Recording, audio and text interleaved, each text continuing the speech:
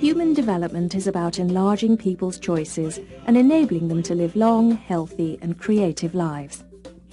It is about much more than the rise and fall of national incomes. Human development is about fighting poverty, but it is also about living with dignity. The goal is human freedom.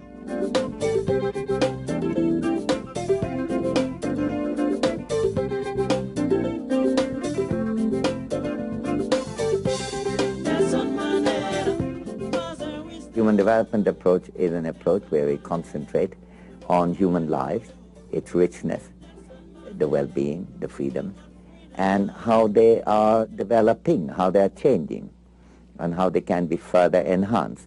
I think we should get to tell the story of development in terms of how people are faring, not just how production is doing.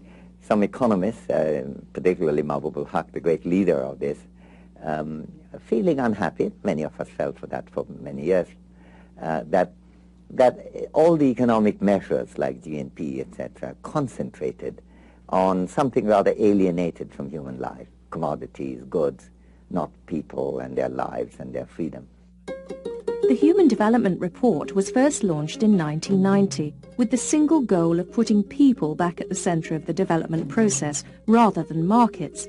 It is an independent report commissioned by the United Nations Development Programme. The report is translated into at least 13 languages and launched in more than 100 countries annually. Regional and national human development reports are published in several regions and in more than 134 nations. Well, I think the quality of human life is reflected in the Human Development Reports. I wouldn't say they are measured as such. Measurement is only a part of the story. The main thing is rich description. And even though poverty is often the lack of freedom to buy enough food, to have enough medicine, to have the opportunity of going to school, it also can take the form of not having the cultural freedom to pursue your lifestyle. I think one of the central points that Human Development Report makes is that it's not the level of income that matters, it is the use that is made of that income. Same income can be used for essential medicines, can also be used for narcotics. It can be used for military equipment and tanks. It can also be used for road construction. The Human Development Index is one part of each year's report. It ranks most countries in the world in terms of 3 basic human needs: health, education, and income. What Human Development Index does is to try to get a summary picture based on a few aspects of human life, because in one number you cannot capture a gross reality beyond only a few variables. So it picks up 3 factors. One is longevity, life expectancy. Another is education and literacy. And third is poverty and the level of income. And these 3 put together in a weighted form, in an index, produces a number which still leaves out many things. So it couldn't be an index of all of human development. The Human Development Index really helped to generate political competition. And just as competition is very good in markets to make them efficient, political competition is also very good. Well, the Human Development Index is a very crude measure, but it's a better crude measure than the gross national product or gross domestic product. That's the best one can say about it. Each year, the report has a theme, looking at a different human development issue. The themes are linked to contemporary world challenges.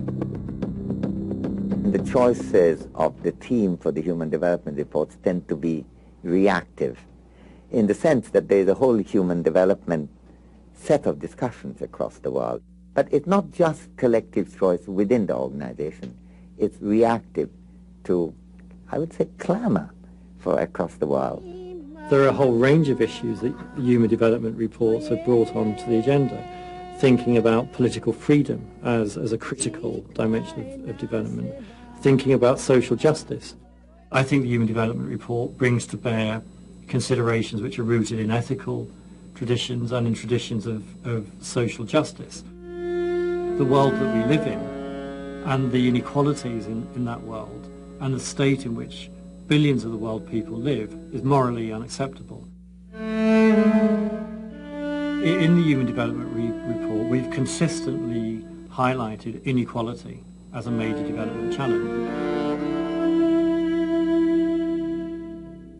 And I think the evidence now is very clear that inequality is a barrier to economic growth, that inequality is a source of conflict, that inequality is a source of social dislocation, and that most people are deeply concerned about inequality.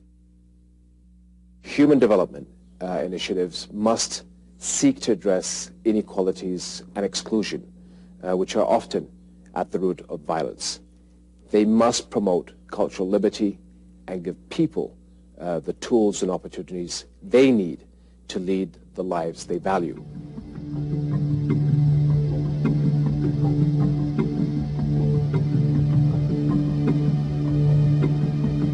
Every year, the reports analyse the prospects for human development in light of current global trends. They are a comment on matters of concern to poor and rich.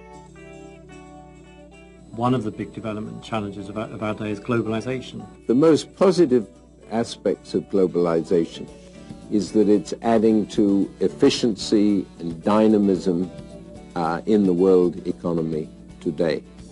The negative aspect is that it is cutting some people out as rapidly as it is cutting some people in. The big challenge for development will be working out that kind of political dynamic within rich countries to create, to promote technology, trade, investment policies that will be helpful for poor countries.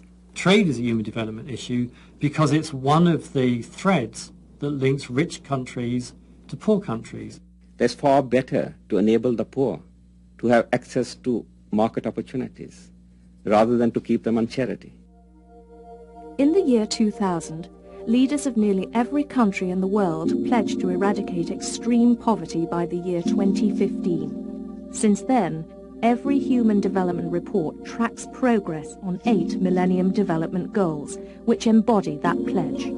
We see inequality both at a global level and at a national level as one of the fundamental barriers to accelerating progress towards the Millennium Development Goals. It is within our collective means and resources to eradicate extreme poverty in the world by the second decade of the 21st century.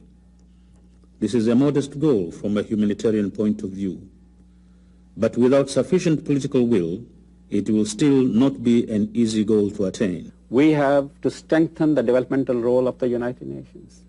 We still are fighting the battles of tomorrow with the weapons of yesterday.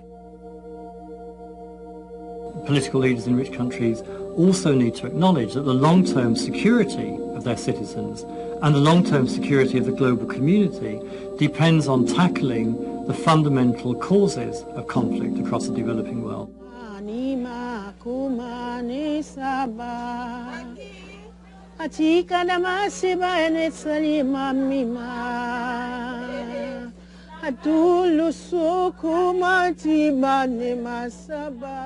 Human problems are not only in the poor countries, they are also in the rich countries. We may for once find a common yardstick, something that unites us rather than divides us. There is no alternative still right now other than the Human Development Report. So it has a role, it has a place, it has a function, which I think will continue for many years. And when that becomes unnecessary, we will be in a happier world, I think.